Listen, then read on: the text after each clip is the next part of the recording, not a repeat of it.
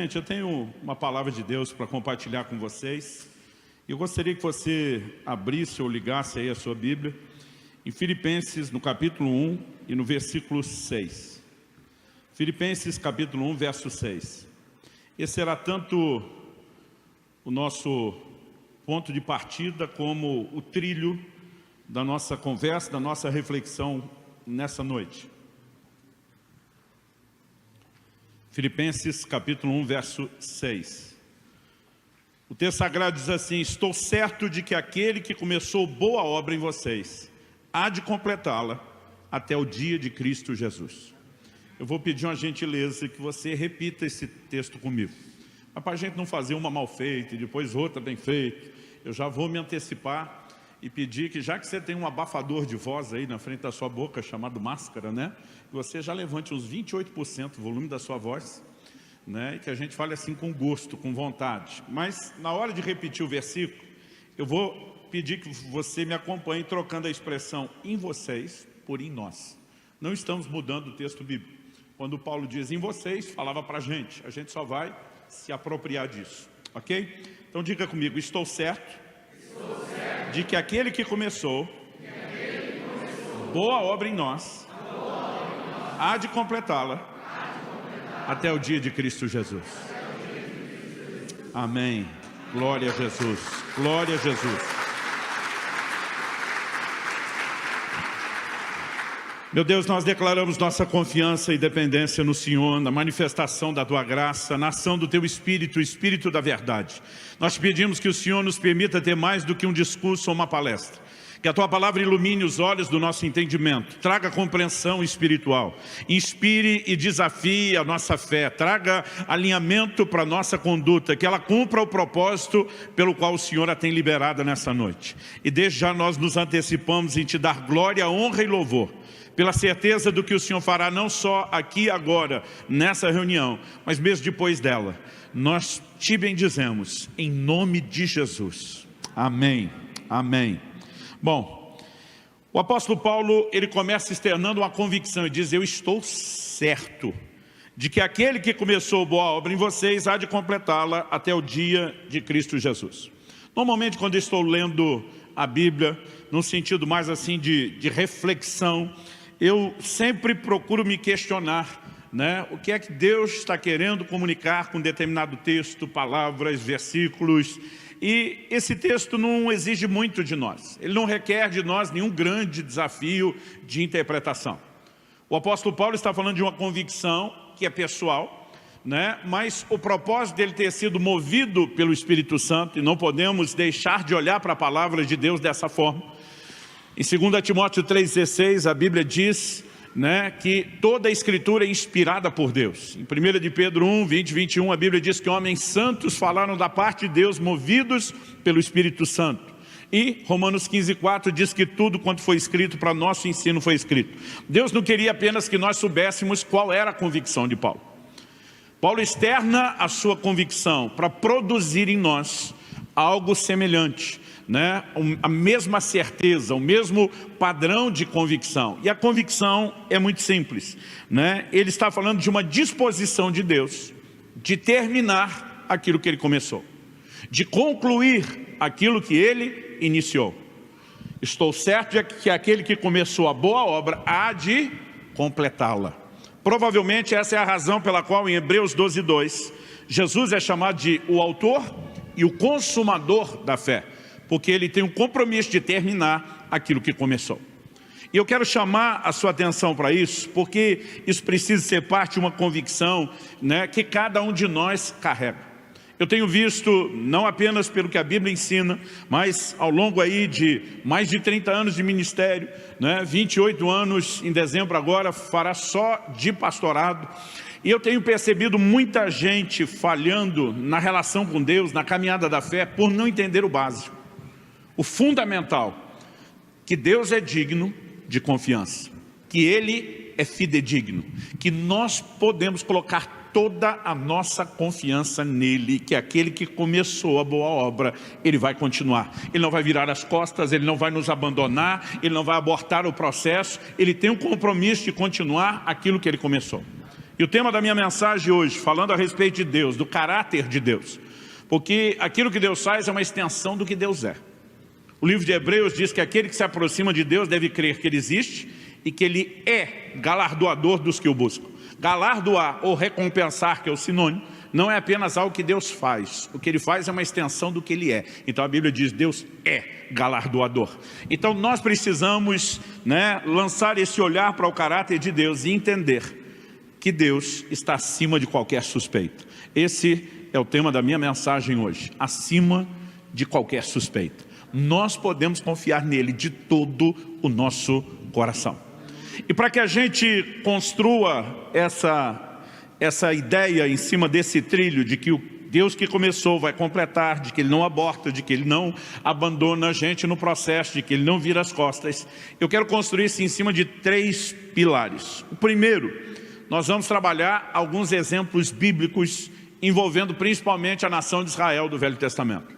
Porque Paulo diz, daqui a pouco nós vamos ler esse texto, em 1 Coríntios 10, 11, falando dos registros da história de Israel, diz, essas coisas lhes aconteciam e foram escritas para nossa advertência, para nosso exemplo de quem são chegados os fins dos tempos. Então Deus queria que nós olhássemos para esses exemplos, mesmo aqueles negativos, e que isso nos advertisse. Então eu gostaria que a gente pudesse considerar, em primeiro lugar, alguns desses exemplos. Em segundo, eu quero mostrar o que eu vou chamar aqui de a parte de Deus e a nós, se você preferir, os 2 lados da moeda. Quando a Bíblia está dizendo que o Deus que começou vai terminar, isso não sugere unilateralidade, que Deus vai fazer tudo sozinho. Mas nos revela o quê? Que Deus tem um compromisso com a parte dele. A Bíblia diz que Ele é fiel, mesmo quando nós não somos. Agora, isso não significa que nossa infidelidade não atrapalhe.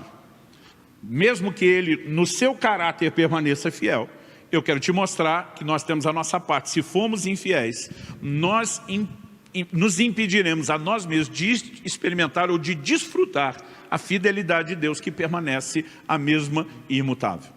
E depois, em terceiro e último lugar, depois de considerar esses exemplos, falar da parte de Deus e da nossa, eu quero trabalhar o que é o ponto central, principal da mensagem. O que significa confiar em Deus. Então, com isso em mente, vamos lá. Se você puder me acompanhar em 1ª carta de Paulo aos Coríntios, eu vou ler primeiro dos versículos, no capítulo 10, 1ª carta de Paulo aos Coríntios, capítulo 10. Eu vou ler aqui primeiro do verso 1 a 6, mas vou pedir que você deixe esse texto marcado, porque daqui a pouco, no segundo tópico, nós vamos voltar e vamos continuar a ler do versículo 7 em diante. Esse texto, ele é muito importante para nós aqui nessa mensagem hoje à noite. Então, 1 Coríntios 10, de 1 a 6, diz assim, ora irmãos, vou ler na Nova Almeida atualizada, ora irmãos, não quero que vocês ignorem que os nossos pais estiveram todos sob a nuvem, todos passaram pelo mar e todos em Moisés foram batizados, tanto na nuvem como no mar. Todos eles comeram do mesmo alimento espiritual e beberam da mesma bebida espiritual, porque bebiam de uma pedra espiritual que os seguia e a pedra era Cristo. Mas Deus não se agradou da maioria deles, razão pela qual ficaram prostrados no deserto. Ora, essas coisas se tornaram exemplos para nós, a fim de que não cobicemos as coisas más como eles cobiçaram. Então Paulo está escrevendo à igreja de gentios, de não-judeus convertidos. Corinto era uma cidade da Grécia. No entanto, ele está dizendo, não dá para ignorar o Antigo Testamento, a escritura que Deus já havia providenciado antes de nós, e os exemplos que Deus provê a respeito dos israelitas que saíram do Egito. A libertação da nação de Israel do Egito é uma das maiores figuras de redenção que nós temos. E quando a gente olha para ela, há um paralelo a respeito daquilo que Deus fez conosco. Eles estavam todos debaixo da escravidão, de um tirano que era o faraó. Nós também, antes da conversão, a Bíblia diz que nós éramos escravos e também estávamos debaixo de um tirano. Colossenses 1 diz que Deus nos arrancou do império, do domínio das trevas. Quando foi que a nação de Israel saiu dessa condição de escravidão, debaixo da tirania de Faraó? Na noite em que o Cordeiro da Páscoa é morto. Compre pelo link na descrição desse vídeo. Naquela noite, depois das 10 pragas sobre o Egito, a nação de Israel sai livre. Quando Paulo escreve aos Coríntios, ele diz que Cristo é o nosso Cordeiro Pascal. O que ele está dizendo? Que Cristo está para nós como o Cordeiro da Páscoa estava para os israelitas. Assim como na noite em que o Cordeiro foi morto, eles pegam do sangue do sacrifício, colocam nos umbrais das portas, num ato de apropriação pessoal de fé, dos benefícios daquilo que apontava um dia para o sacrifício de Cristo. Quando Jesus vem, aquele de quem João Batista aponta o dedo e diz: esse é o Cordeiro de Deus que tira o pecado do mundo. Paulo está dizendo: ele é o nosso Cordeiro Pascal. Foi por causa da morte e do sangue derramado dele que eu e você também fomos livres. Quando a nação de Israel sai do Egito e chega no Monte Sinai, Êxodo 19, versículos 5 e 6, nos mostra Deus fazendo declarações a respeito deles, dizendo que eles agora eram o povo de Deus. Não apenas deixaram de ser escravos do faraó, mas agora eram o povo de Deus. Quando você lê 1 de Pedro 2,9, ele repete sobre nós, a igreja, as mesmas palavras de Êxodo 19, 5 e 6. Quando ele diz: vós sois a nação santa, a geração eleita, o sacerdócio real, o povo de propriedade exclusiva de Deus. Nós temos um paralelo. Aqui o apóstolo Paulo vai mais longe e diz: eu não quero que vocês ignorem que os nossos pais, aqui ele está falando dos israelitas, estiveram sob a nuvem, todos passaram pelo mar e todos em Moisés foram batizados, tanto na nuvem como no mar.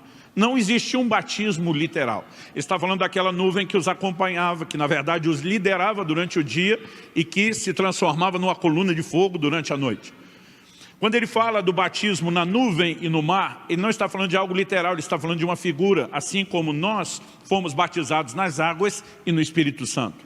A Bíblia diz que eles comeram da mesma comida espiritual, do mesmo alimento espiritual, e beberam da mesma bebida espiritual. Quando ele fala do alimento espiritual, ele se refere ao maná. Embora a manifestação do maná fosse algo físico, literal, do qual eles realmente, literalmente comiam e tinham como um alimento a ser ingerido, o livro de Deuteronômio diz que ele procedia da boca de Deus. Era uma intervenção sobrenatural que chegava de forma materializada. No Novo Testamento, Jesus faz uma clara comparação entre o maná e a palavra de Deus, quando ele diz: nem só de pão viverá o homem, mas de toda a palavra que sai da boca de Deus. E o que ele está dizendo é que assim como Deus alimentou os israelitas, ele tem alimento espiritual para nós. Paulo não só fala da bebida espiritual, mas diz que eles beberam de uma pedra espiritual que os acompanhava. Ele diz que a pedra era Cristo. Quando você olha toda a jornada do Êxodo, da saída do Egito até a terra prometida, você encontra duas experiências onde Deus fez sair a água da rocha. Nenhuma dessas rochas saiu do lugar. Nenhuma delas se moveu de forma literal para acompanhá-los. Mas ele está falando num sentido figurado. Eles beberam de Cristo, assim como eu e você hoje, podemos beber do Senhor. Aliás, Paulo escrevendo aos Coríntios diz: e a todos nós foi dado beber de um mesmo Espírito. Ele está estabelecendo um paralelo. Por quê?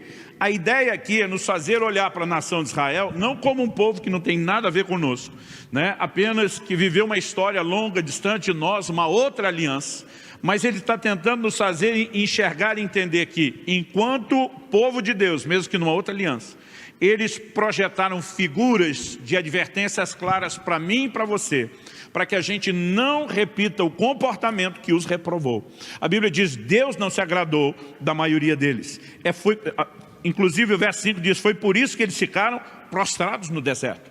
E o verso 6 termina dizendo: essas coisas se tornaram exemplos para nós, para que a gente não repita os mesmos erros. Quando a gente considera isso, e dentro do que nós estamos procurando trabalhar, que Deus começou a boa obra, há de continuá-la. O que tem me chamado muita atenção ultimamente, os últimos meses eu gastei bastante tempo estudando o Pentateuco, os primeiros 5 livros da Bíblia aí, cuja autoria é atribuída a Moisés. Eu de vez em quando tenho um hábito de ler a Bíblia toda procurando um único assunto. Normalmente está relacionado a algum material, algum livro que eu estou escrevendo, algum estudo que eu estou fazendo. Enquanto eu estava olhando esses textos, procurando um outro assunto, eu comecei a perceber, creio que foi o Espírito Santo abrindo meus olhos, a repetição de um comportamento que era recorrente. O tempo todo os israelitas tratavam Deus como se aquilo que ele começou ao tirá-los do Egito não fosse ser concluído ou terminado. Então, acredite, foi difícil. Eu vou separar agora, só nesse primeiro tópico, 3 exemplos apenas. E quando a gente chegar lá no terceiro, eu vou acrescentar um quarto. E quando estiver lá, você vai entender por que eu deixei o quarto exemplo por último. Mas para separar só 4, deu trabalho. Porque eles repetiam esse comportamento, mas muitas vezes. Então, eu quero começar com Êxodo capítulo 14, dos versículos 10 a 14. Em Êxodo 12, eles estão saindo do Egito. Então, nós temos, né, uma celebração que acontece na noite de Páscoa. E mal eles se distanciaram do Egito, não foram muito longe. A Bíblia diz que o faraó se arrependeu de deixá-los ir e resolve vir atrás deles com o seu exército. Eles tinham acabado de sair. Vamos dizer que a jornada deles com Deus estava no início. E o texto diz assim, Êxodo 14, de 10 a 14. Chegando o faraó, os filhos de Israel levantaram os olhos, e eis que os egípcios iam atrás deles, e ficaram com muito medo. Então os filhos de Israel clamaram ao Senhor, disseram a Moisés, será que foi por não haver sepulturas no Egito que você nos tirou de lá, para que morramos nesse deserto? O que foi que você fez conosco, tirando-nos do Egito? Não foi isso que dissemos a você no Egito, deixe-nos em paz para que sirvamos os egípcios, pois teria sido melhor para nós servir os egípcios do que morrer no deserto. Moisés, porém, respondeu ao povo, não tenham medo, fiquem firmes e vejam o livramento que o Senhor lhes fará no dia de hoje, porque vocês nunca mais verão esses egípcios que hoje vocês estão vendo. O Senhor lutará por vocês, fiquem calmos. O contraste de comportamento é gigantesco. A Bíblia diz que Deus tirou os israelitas do Egito com mão forte, com sinais, com prodígios, com milagres. Gente, não se trata apenas daquelas 10 pragas que julgaram não só os egípcios, mas os deuses do Egito, como diz a Bíblia. Essa geração provavelmente foi a geração da história da humanidade que mais viu milagres. Agora, eles mal acabaram de sair do Egito, vendo tudo que viram. E agora, porque o faraó levantou perseguição, eles começam a brigar com Moisés, dizendo, você nos tirou do Egito, para que agora os egípcios viessem nos matar aqui no deserto. Ou seja, na cabeça deles, Deus fez tudo isso, para simplesmente agora nos abandonar no meio do caminho. Moisés, que conhece o Deus que enviou, ele olha para essa turma e diz, não tenham medo, ficam firmes, vejam o livramento que o Senhor lhes fará. O que é que Moisés está dizendo? Gente, Deus não fez tudo isso para abandonar vocês agora. O que Moisés está falando muito tempo antes de Paulo é aquele que começou a boa obra, vai terminá-la. Não faz o menor sentido ele fazer tudo o que fez para abandoná-los agora. Aí você pensa, como é que essa turma podia pensar isso de Deus? Mas você pensa assim, bom, primeira vez, tem que dar um desconto. Eles ainda não conheciam e Deus traz um grande livramento. E aí você imagina, aprenderam a lição? Nada. Êxodo capítulo 16, nem demorou. A Bíblia diz que quando eles partem de um lugar chamado Elim, eles começam agora a reclamar que Deus os abandonou para morrer de fome no deserto. Então antes era, Deus nos abandonou para morrer pela mão dos egípcios. Aí Deus intervém, livrou eles dos egípcios. Eles dizem, não, a gente estava errado. Deus não virou as costas para nos matar pela mão dos egípcios. Ele na verdade quer matar a gente é de fome. Então, a gente estava errado, era só o meio que Deus ia acabar com a raça deles. Mas eles continuavam acreditando que Deus iria abandoná-los. Olha o que diz Êxodo 16, versículos 3 e 4. Os filhos de Israel disseram a Moisés e Arão, quem nos dera tivéssemos morrido pela mão do Senhor na terra do Egito, quando estávamos sentados junto às panelas de carne e comíamos pão à vontade. Pois vocês nos trouxeram esse deserto a fim de matarem de fome toda essa multidão. Então disse o Senhor a Moisés, eis que farei chover do céu pão para vocês, e o povo sairá e recolherá diariamente a porção de cada dia. A partir desse momento, durante cerca de 40 anos, até que eles entrassem na terra prometida, havia uma provisão diária de alimento vindo do céu, que era o maná. Então depois daquela intervenção, você imagina, agora aprenderam a lição, nada. Capítulo 17, agora foi assim, ó, um na sequência do outro. Quando eles estão num lugar chamado Refidim, a Bíblia diz que de novo eles chegam à conclusão que Deus não está mais com eles. Olha o que diz o texto, Êxodo 17, eu vou ler do 2 até o 7. Então o povo discutiu com Moisés e disse, dê-nos água para beber. Moisés respondeu, por que vocês estão discutindo comigo? Porque estão tentando o Senhor. Mas ali o povo estava com sede de água e murmurou contra Moisés, dizendo, por que você nos tirou do Egito para nos matar de sede, a nós, a nossos filhos e aos nossos rebanhos? De novo a mesma conversa. nos tirou de lá para nos matar, mas agora não é pela mão dos egípcios, agora não é mais de fome, a gente estava enganado, é de sede. Ou seja, o tempo todo eles só mudam a roupagem, a maquiagem da mesma murmuração, da mesma desculpa, do mesmo ato de incredulidade. Deus nos abandonou. Vamos continuar lendo o texto. Então Moisés clamou ao Senhor: que farei com esse povo? Daqui a pouco vão me apedrejar. O Senhor respondeu: passe adiante do povo e leve com você alguns dos anciãos de Israel. Leve também o bordão com que você feriu o rio Nilo e siga em frente. Eis que estarei ali diante de você sob a rocha em Horebe. Bata na rocha e dela sairá água, e o povo beberá. Moisés assim o fez na presença dos anciãos de Israel, e chamou o nome daquele lugar Massá e Meribá, que no hebraico significa contenda e murmuração. E chamou o nome daquele lugar Massá e Meribá por causa da discussão dos filhos de Israel e porque tentaram o Senhor dizendo: está o Senhor no meio de nós ou não? Ou seja, aquele questionamento: nós vamos morrer de sede? Está dizendo: Deus não está mais conosco, Ele nos abandonou, Ele virou as costas. Moisés obedece o Senhor, Deus provê água, ninguém morreu de sede, né? Mais uma vez ele está demonstrando que aquele que começou a boa obra haveria de continuá-la. Mas nós vamos perceber daqui a pouco que eles seguiram não aprendendo a lição. E a Bíblia está dizendo: essas coisas foram escritas como exemplo, a fim de que a gente não erre como eles erraram, que não cobicemos as coisas más como eles cobiçaram. Estabelecido aí esses exemplos que são claro paralelo para mim e para você, para que a gente não deduza que o Deus que nos salvou de uma forma extraordinária vá nos abandonar no meio do caminho, eu quero colocar aqui um segundo aspecto importante, porque na cabeça de alguns, se eles olharem só essa frase: aquele que começou a boa obra vai terminá-la, só a partir desse texto alguém pode deduzir que está falando de uma obra que Deus faz sozinho. Ele começa, Ele toca a coisa, Ele termina, tipo, é só com Ele. Não, a Bíblia está falando que da parte dele, o que Ele começou, Ele termina. Isso não significa que a gente não tenha responsabilidades nesse processo. Aliás, justamente porque Israel não cooperou com Deus, a Bíblia diz: Deus não se agradou deles, ficaram prostrados no deserto.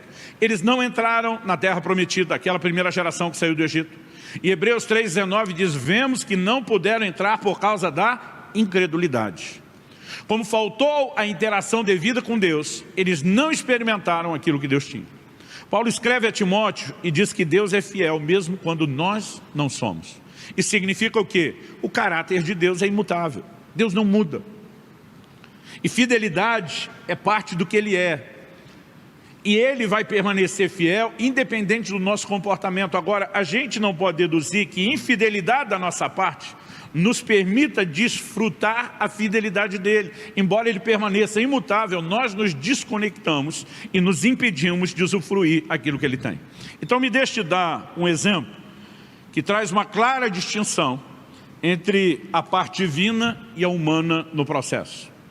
Eu queria que você me acompanhasse em primeira carta de Paulo aos Tessalonicenses, no capítulo 5, e nós vamos ler dos versículos 22 até o 24.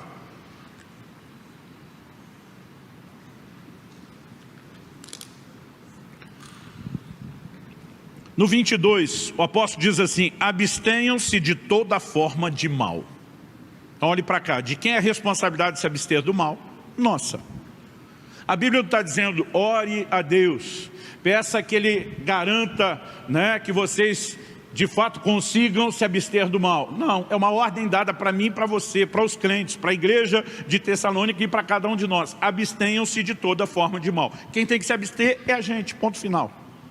Agora, assim como nós dissemos que o que começou termina, não é um ato de unilateralidade divina, isso também não significa que a vida cristã tenha a unilateralidade humana, que seja só a gente.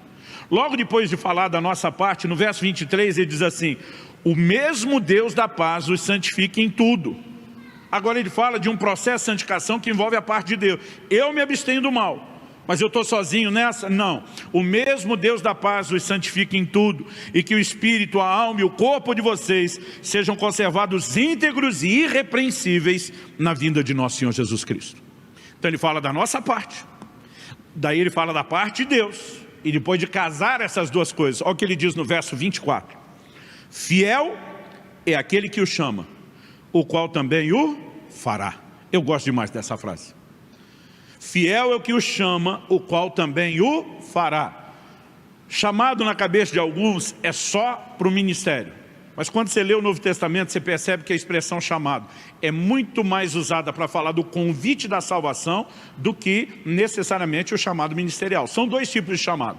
Mas o Novo Testamento fala muito mais do chamado à salvação do que do chamado ministerial. Então a Bíblia está dizendo, fiel é aquele que chamou vocês, o qual também fará. Fará o quê? Continuará aquilo que ele começou, porque é parte da natureza, do caráter dele, de um Deus que está acima de qualquer suspeita, porque ele é fiel. Se ele nos chamou, ele vai continuar fazendo. Paulo está dizendo, aquele que começou a boa obra vai continuá-la, vai completá-la até o dia de Cristo Jesus. Então a santificação, ela envolve tanto uma provisão divina, como também a responsabilidade humana. E o fato de Deus não falhar na parte dele, não significa que nós não possamos falhar na nossa. Agora, uma outra coisa a se entender. Vamos voltar naquele texto de 1 Coríntios que eu pedi para você deixar marcado. 1 Coríntios capítulo 10. Dessa vez nós vamos ler, a gente leu primeiro anteriormente do verso 1 ao 6. Agora eu queria que a gente lesse do verso 7 até o 13. Então Paulo continua daquele mesmo raciocínio, diz, depois de dizer, não cobicemos as coisas más como eles cobiçaram, essas coisas foram escritas para nosso exemplo, né, para que a gente não cobice as coisas más como eles. Ele segue dizendo no 7, não sejam idólatras, como alguns deles foram, conforme está escrito, o povo assentou-se para comer e beber, e levantou-se para se divertir. E não pratiquemos imoralidade, como alguns deles o fizeram, e caíram mortos num só dia, 23 mil. Não ponhamos Cristo à prova, como alguns deles fizeram e foram mortos pelas serpentes. Não fiquem murmurando, como alguns deles murmuraram e foram destruídos pelo exterminador. Todas essas 4 orientações, a de não ser idólatra, de não praticar imoralidade, não pôr Cristo à prova, não murmurar, falam da nossa responsabilidade, do que nós não devemos fazer de errado. Aí no verso 11, ele vai não só repetir, mas expandir o que falou no verso 6, de que os erros deles são exemplos para nós. No versículo 11 ele diz, essas coisas aconteceram com eles para servir de exemplo e foram escritas como advertências a nós, para quem o fim dos tempos tem chegado. Depois de falar da responsabilidade humana, de que a advertência de não repetir o erro deles está aí. O verso 12 começa com a expressão, por isso. Eu faz tempo que eu saí da escola, mas ainda lembro que, por isso, é uma palavra de ligação entre o que foi dito antes e a conclusão a que se chega depois. Por isso, aquele que pensa estar em pé, veja que não caia. Outra tradução, em vez de veja, diz cuide que não caia. Então é nossa responsabilidade permanecer de pé e não cair. Quem está entendendo, diga amém. Mas depois de dizer isso, olha o que ele fala no 13. Ele diz assim, não sobreveio a vocês nenhuma tentação que não fosse humana, mas Deus é fiel. Mais uma vez, assim como em 1 Tessalonicenses 5, você vai ver que o contexto de Deus é fiel tem a ver com a continuidade daquilo que ele começou. Ele diz, mas Deus é fiel e não permitirá que vocês sejam tentados além do que podem suportar. Pelo contrário, juntamente com a tentação, proverá livramento para que vocês a possam suportar. O que é que o apóstolo está dizendo? Gente, não faz sentido Deus tirar vocês do Egito para depois largar vocês no meio do caminho sem condições de vencer o pecado. Não faz sentido vocês serem salvos e receber uma salvação, uma redenção extraordinária de todo pecado cometido, mas Deus não empoderar vocês para vencer o pecado daqui para frente. Ele está dizendo, Deus é fiel, Ele não vai abandonar vocês, Ele vai continuar aquilo que começou. O mesmo Deus que te limpou, que te arrancou da sujeira, que lavou você daquele estado encardido do pecado que você estava, Ele vai te dar condições de seguir vencendo o pecado, porque Ele é fiel. E aquele que começou a boa obra vai completá-la. Quem está entendendo, diga amém. Sabe, nós muitas vezes não percebemos que repetimos o erro dos israelitas. Eu tenho visto alguns crentes, ao longo desse tempo todo de ministério, que eles olham para a tentação como se ela fosse uma coisa sobrenatural. Não, pastor, é um negócio diabólico, infernal, né? É imparável. Eles acreditam que a tentação é sobrenatural. Isso é um erro. Eu sempre repito essa frase. Um entendimento errado vai te levar a uma fé errada. Uma fé errada vai te levar para o lugar ou para o resultado errado. Mas o entendimento correto vai gerar em você uma fé correta, e a fé correta vai te levar para o lugar ou o resultado correto. Qual é o entendimento errado? Achar que a tentação é sobrenatural. Paulo está dizendo, não sobreveio tentação que não fosse humana. A tentação é humana, é natural. Outro dia o irmão me questionou, falou, não pastor, mas a Bíblia chama o diabo de tentador. Falei, é verdade, mas a mesma Bíblia também diz em Tiago 1,14, que cada um de nós é tentado quando é atraído, enganado pelo próprio desejo. Ou seja, a tentação não é uma força externa que o diabo bota dentro de nós.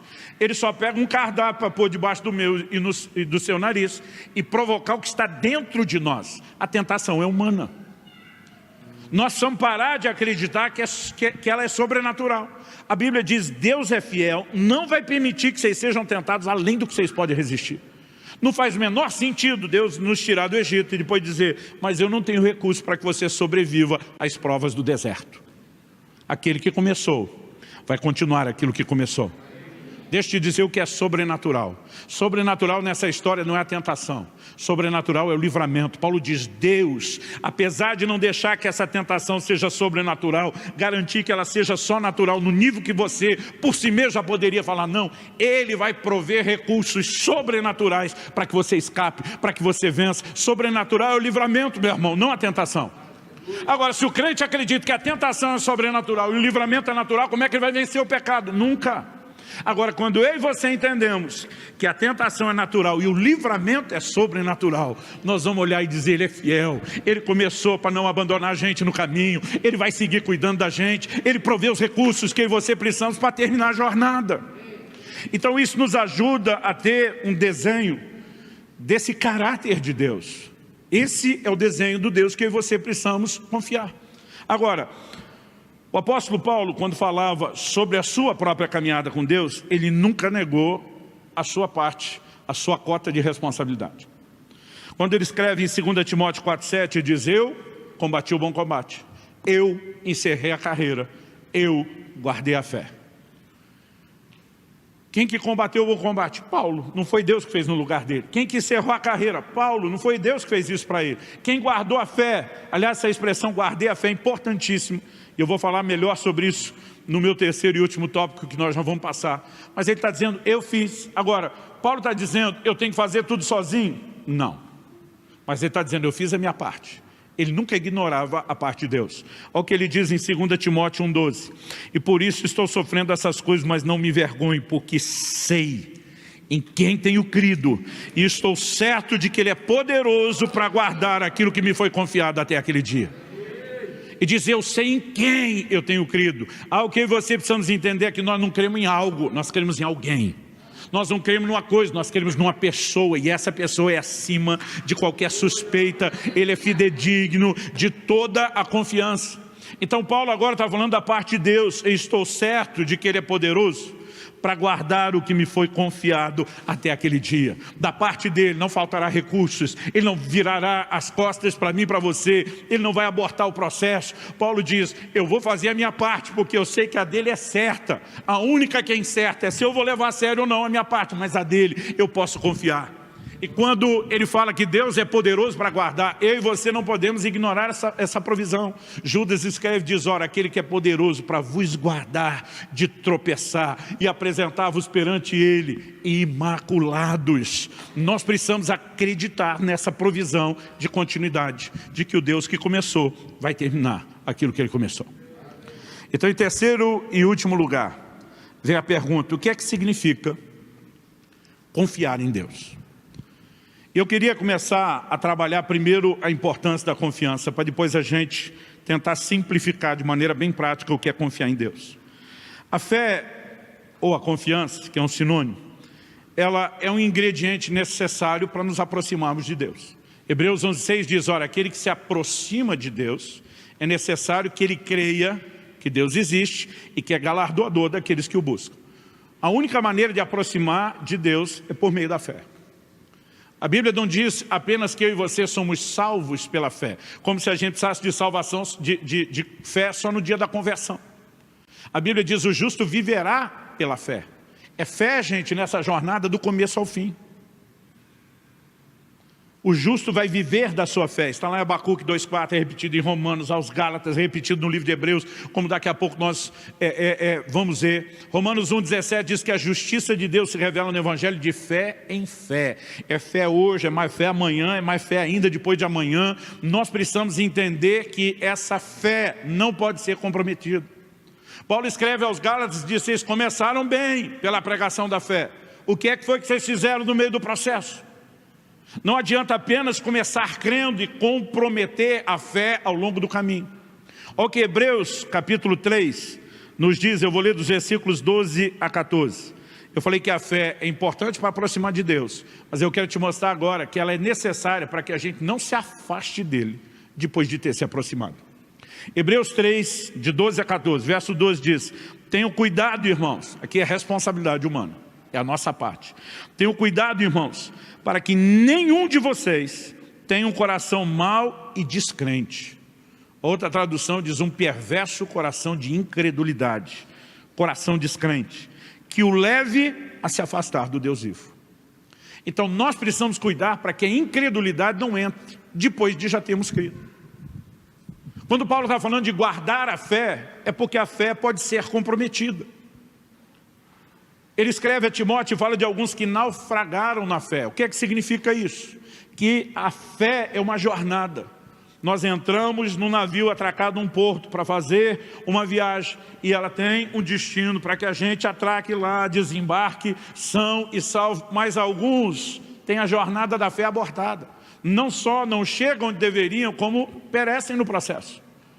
Então, se há algo que eu e você precisamos entender que tem que ser protegido, é a nossa fé. No verso 13 ele diz: pelo contrário, animem uns aos outros todos os dias durante o tempo que se chama hoje, a fim de que nenhum de vocês seja endurecido pelo engano do pecado. Nós precisamos entender que há uma jornada de fé e nós precisamos guardar a fé e a confiança. Nós precisamos cuidar uns dos outros para que ninguém se perca no processo. Gente, é impressionante a quantidade de desviados que nós temos no Brasil. O nosso maior desafio não é só o evangelismo. Acredita-se, nós estamos esperando o próximo censo sair no último, há 11 anos atrás, nós já éramos mais de 40 milhões. Acredita-se, os mais realistas estão dizendo, devemos estar em torno de 50 milhões. Os mais empolgados estão dizendo, passou de 60. Nós não sabemos ainda quantos somos. Eu sei que uma matéria de capa da revista Veja dizia entre dezembro de 2016 ou janeiro de 2017, ali pela virada, que no máximo até 2040, nós seremos maioria de fé na nação. Isso não é profecia, não é gente que gosta da gente falando, pelo contrário. É gente dizendo a pior curva do gráfico de crescimento, a pior possibilidade, sugere que no máximo, em 2040, os evangélicos sejam a grande maioria de fé da nação. Isso me empolga, mas tem um outro dado que me assusta. Desde que nós éramos 30 milhões, esse dado fica mais ou menos de pé. Para cada um crente firme que você tem hoje, dentro da igreja, você tem um desviado. Eu sei que nessa hora nós podemos pensar em muita gente que já passou por aqui, ou que você conhece que congregou em outro lugar e que não está firme. Não é um assunto com o qual a gente possa brincar. Então o texto está dizendo, animem uns aos outros todos os dias. Outro dia um irmão falou, pastor, eu acho que é muita coisa, e no culto domingo, e mais a célula na semana. Eu falei, não filho, é pouco. A gente tem que se animar todos os dias. A gente tem que se encorajar todos os dias. Você está achando muita coisa porque você não está vendo a importância na sua fé. Se você pensar que é ela que determina a sua eternidade, não dá para você brincar com isso. Agora, o verso 14 diz assim, porque temos nos tornado participantes de Cristo. E muita gente lê aqui e diz, está tudo certo, está tudo garantido. Uma vez salvo, salvo para sempre. É só terminar o versículo. E diz, temos nos tornado participantes de Cristo. Se, e aqui nós temos um baita condicional, se de fato guardarmos firme até o fim a confiança que desde o princípio tivemos. Não tem nada garantido, a não ser o fato de que o Deus começou, não vai te descartar, não vai te jogar fora. Mas da sua parte é necessário guardar firme até o fim a confiança que você teve desde o início. Guardar a fé. Sabe, nós precisamos entender o peso que essa questão da confiança em Deus tem. E aqui eu quero citar aquele último dos 4 exemplos que eu falei que ia dar dos israelitas. nós mostramos 3 exemplos de logo quando eles saíram do Egito, no início da caminhada. Mas a Bíblia diz que eles ficaram cerca de 40 anos no deserto. Aí você pensa, aprenderam a lição. A Bíblia diz que quando eles chegam no limiar da terra prometida, aquela primeira geração, eles têm um comportamento e uma conduta que os levou a ficar os 40 anos no deserto. Deus diz, vai morrer toda essa geração que saiu do Egito. É por isso que o texto diz que eles ficaram prostrados no deserto. Deus diz, os filhos de vocês entram, mas vocês não. O que levou a isso? Hebreus capítulo 3, que é esse texto que nós lemos aqui de 12 a 14, se você continuar lendo, você vai perceber que ele está usando como paralelo justamente esses israelitas que ficaram no deserto. E o verso 19 vai dizer assim, vemos que eles não puderam entrar por causa da incredulidade. Então eu quero pegar o mesmo exemplo do autor de Hebreus aqui, mas eu quero que você acompanhe comigo Deuteronômio capítulo 1, e eu vou ler do 26 até o 32. Deuteronômio é uma palavra que significa segunda lei, ou repetição da lei. No livro de Deuteronômio você tem a repetição dos mandamentos principais, dos mais importantes. Você tem uma espécie de highlights, melhores e piores momentos, desde a jornada do êxodo, da saída do Egito até Canaã. Aqui logo no capítulo 1 ele está falando do momento que eles chegaram no limiar da terra, mas não tiveram a coragem de obedecer o comando de Deus e entrar e lutar pela terra. E o texto diz assim, Moisés recapitulando diz, porém vocês não quiseram ir, mas foram rebeldes à ordem do Senhor seu Deus. Primeira coisa que você puder, anote aí na sua mente essa expressão, foram rebeldes. Primeiro erro deles. Segundo, o texto diz, ficaram murmurando em suas tendas. Então, além de rebeldia, adicione aí no problema deles, murmuração. Ficaram murmurando em suas tendas e disseram, o Senhor está com ódio de nós. Por isso nos tirou da terra do Egito para nos entregar nas mãos dos amorreus e nos destruir. Gente, fala sério. Agora mudou, não. Deus não queria matar a gente pela mão dos egípcios. Deus não queria matar a gente de fome. Deus não queria matar a gente de sede. Até que ele só trollou a gente para fingir que cuidava. Ele queria matar a gente, era pela mão dos amorreus, dos cananeus. Ele esperou todo esse tempo para puxar o nosso tapete agora. A frase deles é pesada, o Senhor está com ódio de nós. Você olha o que Moisés fala da parte do Senhor no livro de Deuteronômio, e diz, ele se afeiçoou a vocês. O tempo todo Moisés está dizendo, Deus ama vocês, do lado de cá. Deus está com ódio da gente. Sabe, é impressionante essa leitura equivocada a respeito de quem é Deus. Mas é fácil a gente olhar para esses caras e dizer, bando de doido, de maluco. Mas muitas vezes a pergunta a ser feita e você responda com honestidade para si mesmo. Muitas vezes a gente não age de forma parecida. Não tem momentos que nós não estamos lá achando que Deus não ama mais a gente, que Ele não se importa, que Ele esqueceu, que Ele não vai fazer alguma coisa em nosso favor, porque talvez não esteja mais de boa vontade. Nós muitas vezes tratamos Deus não com essas palavras, mas se a gente for avaliar o que a gente se permite sentir e pensar, a gente trata Deus como se fosse uma criatura bipolar. Um dia nos amou para nos salvar tremendamente, Ele nos amou de tal maneira, como diz a Bíblia, mas depois nós acreditamos que um dia Ele acorda como se fosse alguém que diz, hoje é dia de maldade, o que eu posso fazer para azarar a vida dos crentes? Como se Ele quisesse simplesmente, agora ser uma criatura completamente distinta, não só do que Ele foi em termos de ação, mas de quem Ele é como caráter. O Senhor está com ódio de nós e queria que a gente morresse pelas mãos dos amorreus. Aí eles começam a dizer, para onde iremos? Nossos irmãos nos deixaram com medo, dizendo, aquele povo é maior e mais alto que nós. As cidades são grandes e fortificadas até o céu. Também vimos ali os filhos dos anaquins, que eram gigantes. Agora, olha a resposta de Moisés. Então eu lhes disse, não fiquem apavorados, nem tenham medo deles. O Senhor, seu Deus, que vai adiante de vocês, Ele lutará por vocês, segundo tudo o que viram que Ele fez conosco no Egito e também no deserto, onde vocês viram que o Senhor, seu Deus, os levou como homem, leva o seu filho por todo o caminho pelo qual vocês andaram até chegar a esse lugar. Moisés está dizendo, presta atenção, cambada de cabeçudo. Lembra o que Ele fez no Egito? Sim. Lembra tudo que Ele fez até agora no deserto? Sim. Ele vai continuar fazendo. Ele está dizendo, aquele que começou é fiel para continuar. Sabe, quando eu e você começamos a ser assaltados por esses pensamentos, de que Deus deve estar de mau humor, de que Ele não gosta mais da gente, de que Ele não nos ama, não nos quer bem, nós vamos fazer como Jeremias. Quero trazer à memória aquilo que me dá esperança. O que é que Ele fez por mim e por você quando nos tirou do Egito? O que é que Ele fez ao longo do caminho? Eu lembro de um dia, isso deve acontecer com vocês também. Eu lembro de um dia daqueles que eu acordei para o crime. O mundo veio de colorido, estava branco e preto. Eu estava meio aborrecido com algumas coisas que eu estava enfrentando. Parecia que Deus não estava movendo o dedo para fazer nada, que Ele não fazia questão de ouvir oração, não estava intervindo. Eu estava meio chateado, né, com o próprio Deus, sem perceber a intensidade daquilo, mas meu coração, cada dia parece que amanhecia um pouquinho pior. E aquele dia eu estava mesmo assim, para o crime. E aí eu encontro um crente desses aleluiado. Pastor Luciano, glória a Deus pela oportunidade de te encontrar. Eu estava pedindo a Deus essa chance, eu pensando, hoje não, me deixa em paz. Mas estou tentando ser, se não crente, no mínimo educado. Aí ele falou, eu queria te fazer uma pergunta. Fulano de tal me disse que ouviu um testemunho seu, que Deus fez isso, é verdade? Eu falei, é verdade. Ele falou, o senhor pode me contar? Eu falei, foi isso. Gente, quem me conhece sabe que se deixar eu conto história até com detalhe demais. Ele falou, não, pastor, conta com detalhes. Aí eu aumentei uns 2 minutinhos a história. Não. Aí ele começava a perguntar cada parte. E lá vou eu falando. Mas estou pensando, quem sabe se eu falo, eu me livro dele, vai embora e me deixa em paz. E quando eu terminei a história toda detalhada, ele falou, e essa outra que eu ouvi? É verdade ou é lenda urbana? E de vez em quando os caras me contam as coisas que eu digo, não aconteceu comigo, não. Parece que cada conta aumenta um ponto, né? Ele falou, eu falei, isso aí é verdade, só esse final que está meio diferente, mas... Ele falou, o senhor pode me dar detalhes? Eu penso, lá vem ele.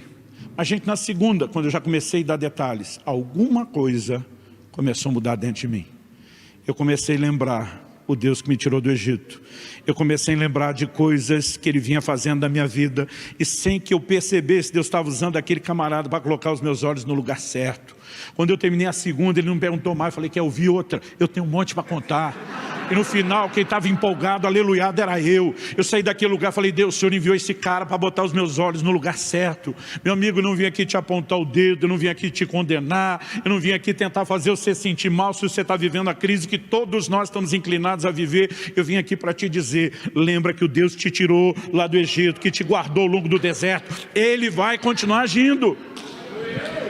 E aí Moisés termina, depois de falar isso, no verso 32, ele diz, mas nem assim vocês creram no Senhor seu Deus, que foi adiante de vocês por todo o caminho, para procurar o lugar onde deveriam acampar. De noite estava no fogo, para mostrar o caminho por onde vocês deviam andar, e de dia estava na nuvem.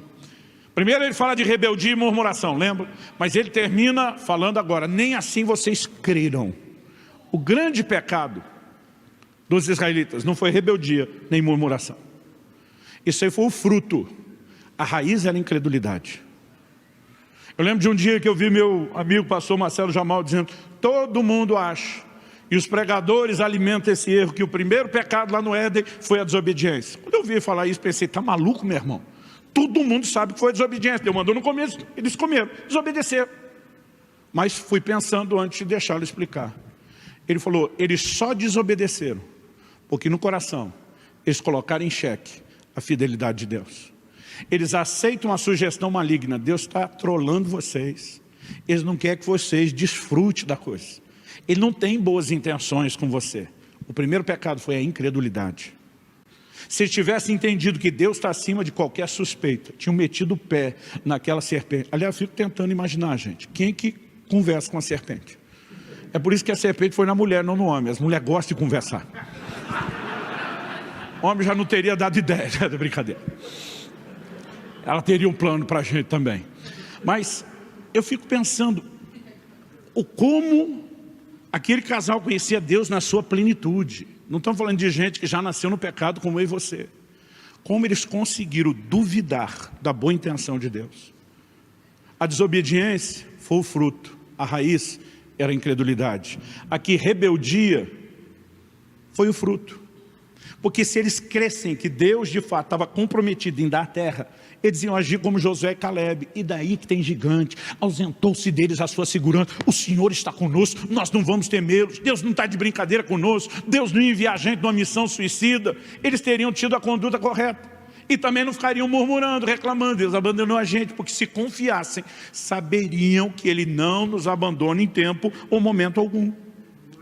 Então, levando isso em mente, vamos voltar no que era o propósito desse último tópico. O que significa confiar em Deus?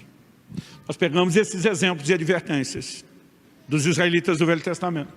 Falamos da nossa parte, responsabilidade, apesar de Deus estar compromissado com a dele, para no final das contas dizer que nossa única e grande responsabilidade é permanecer crendo e confiando no Senhor. E confiar é confiar no caráter dele, que está acima de qualquer suspeita. Mas vamos tentar olhar como a Bíblia desenha essa confiança. Para mim, ela tem basicamente duas atitudes. A primeira é a convicção de que Deus não nos abandona. Isso seria contrário ao seu caráter e à revelação de quem Ele é. Você pode dizer isso comigo? Diga, convicção de que Deus não nos abandona. Em Hebreus, no capítulo 13, no versículo 5, citando o Velho Testamento, a Bíblia diz, porque Deus disse, de maneira alguma deixarei você, nunca, jamais abandonarei você. Vamos repetir isso, gente. Nunca, jamais ele está dizendo, deixarei você.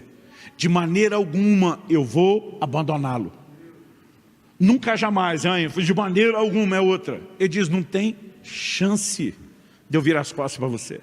Deus está dizendo, não tem chance de eu me esquecer de você. Não tem chance de eu abortar o processo que eu comecei. O próprio Jesus, quando se dirige aos discípulos, está para ser assunto aos céus. Ele está dizendo, gente, vocês não vão mais me ver com o corpo em carne e osso. Mas deixa eu fazer uma promessa para vocês, antes de eu desaparecer da vista dos olhos de vocês. Eis que estou convosco todos os dias, até a consumação dos séculos. Todos os dias, faça chuva, faça sol, dia de eclipse, ele diz, eu estarei com vocês todos os dias. Quem está entendendo, diga amém. Gente, não importa se as pessoas falharem conosco. Paulo diz, na minha primeira defesa, ninguém esteve ao meu lado, todos me abandonaram. Ele diz, mas o Senhor esteve ao meu lado e me fortaleceu. Quando você entende o caráter e a natureza de Deus, você diz aí, e daí que todo mundo falhou? No Salmo 27:10, Davi diz ainda que meu pai e minha mãe me abandonem, os últimos de quem a gente espera isso. Ele diz, o Senhor me acolherá, porque diferente dos homens, Ele não falha conosco, Ele não vira as costas, Ele não nos abandona. Nós precisamos carregar essa convicção de que Deus não nos abandona. E a segunda atitude da confiança é da nossa parte a decisão de não desistir. Diga comigo, decisão de não desistir. Se eu realmente entendo, estou convicto de que Ele não me abandona, porque Ele é realmente digno de toda essa confiança, a coisa mais lógica e sensata é que do lado de cá eu diga, e eu também não deixo por nada, porque não há motivo que justifique virar as costas para esse Deus fiel. Jó e a sua esposa enfrentaram o mesmo perrengue, as mesmas dificuldades. Aliás, chamar só de perrengue e dificuldade é pouco. O mundo desabou na cabeça dos dois. A mulher de Jó, aborrecida, ela vira para ele e diz, amaldiçoe seu Deus e morre. O que ela está dizendo? Se ele não estiver fazendo o que a gente quer e o que a gente gosta, ele não serve. Ele não é bom como disse que era. Ele não ama como disse que amava. Jó vira para sua esposa e fala o que muito marido já quis falar para a sua. Ele diz, você fala com uma louca. Compre pelo link na descrição desse vídeo. A declaração de Jó é, eu sei que o meu Redentor vive e Ele há de se levantar sobre a terra. Ele está dizendo, não estou entendendo nada, mas Ele é digno de confiança. Ele não vira as costas para a gente, mulher. Ele não abandona a gente. Nós vamos louvá-lo, não importa o que esteja acontecendo, porque Ele é digno de confiança. Quem está entendendo, diga amém. Sabe, essa percepção deveria nos nortear. Olha o que Hebreus capítulo 10, eu vou ler do 35 ao 39, fala sobre essa decisão de não desistir.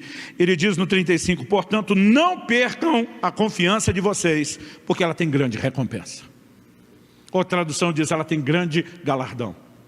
Eu vou repetir o que eu falei antes, eu não vim aqui tentar fazer você sentir mal se você está em luta ou em crise. Eu vim trazer uma mensagem de Deus para você, não perca a sua confiança, ela tem uma grande recompensa.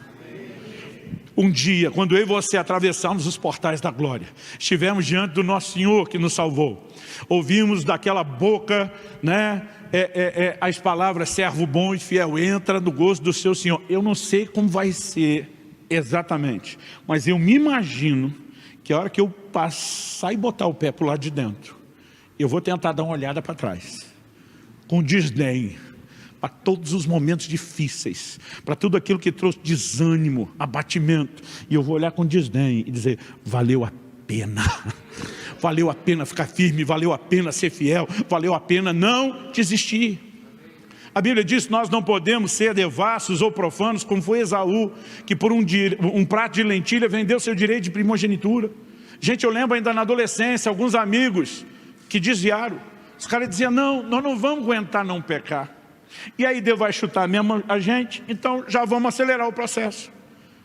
É aquela desconfiança do que nós lemos de 1 Coríntios 10:13, a Bíblia diz, Deus é fiel, não vai permitir que vocês sejam tentados além das vossas forças. Aí os caras, não, porque provavelmente eu não vou aguentar, eu vou pecar. E ele vai me chutar mesmo, eu acelero. Eu dizia, vocês estão malucos? Eu dizia, se Deus me chutar, ele que chute com força, porque senão eu agarro no pé dele e não largo. Eu não vou desistir. E sabe, nós precisamos entender o peso que essa decisão tem. A Bíblia está dizendo, não percam a confiança de vocês. Não é só guardar firme até o fim a confiança que nós tivemos. Quando Paulo diz, eu guardei a fé porque é possível perdê-lo. Quando a Bíblia está dizendo, guarde a confiança de vocês, não percam, é porque é possível perdê-lo. Mas não significa que tem que acontecer. Nós podemos reagir e escrever uma outra história. Há uma grande recompensa nos aguardando. Então ele diz, vocês precisam perseverar, para que, havendo feito a vontade de Deus, alcance a promessa. O que é perseverar? É a capacidade de não desistir. É dizer, não tem má volta, não tem retorno, é só para frente. Paulo diz, esquecendo-me das coisas que para trás ficam, eu prossigo para o alvo, para o prêmio da soberana vocação. Eu avanço, não tem retorno, é caminho só de ida e ponto final. E aí depois de falar isso, ele cita um trecho de Abacuque. Porque ainda dentro de pouco tempo, aquele que vem virá e não irá demorar. Está falando da vinda de Jesus. E ainda citando Abacuque, ele diz, mas o meu justo viverá pela fé. E na sequência diz, se retroceder, dele a minha alma não se agradará. Nós, porém, não somos dos que retrocedem para a perdição. Nós somos da fé para a preservação da alma. Qual a visão que eu e você precisamos, devemos ter a respeito de Deus? Alguém que está acima de qualquer suspeita.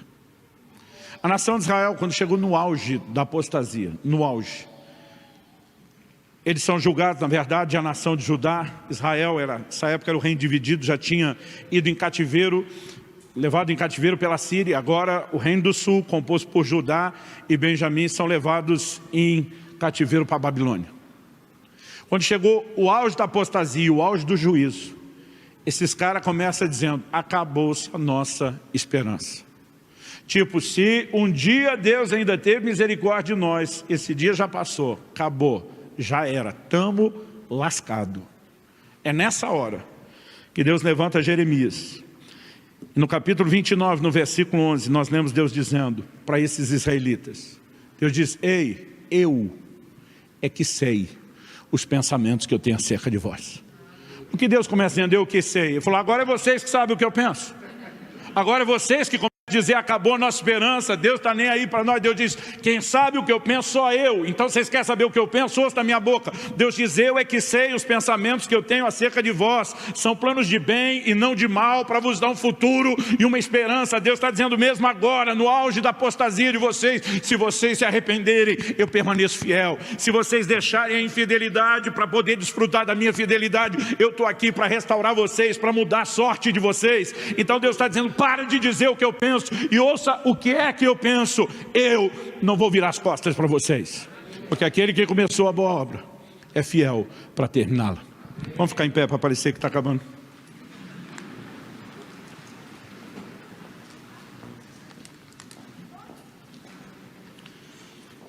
Antes de nós orarmos, tem um exemplo bíblico que ele mexe muito comigo. Desde que eu tinha mais ou menos uns 15 anos de idade, esse texto me chama a atenção. Quando a Bíblia diz que Deus levou Elias para o céu num redemoinho, e Eliseu passa o Jordão, os filhos dos profetas vêm ao encontro dele.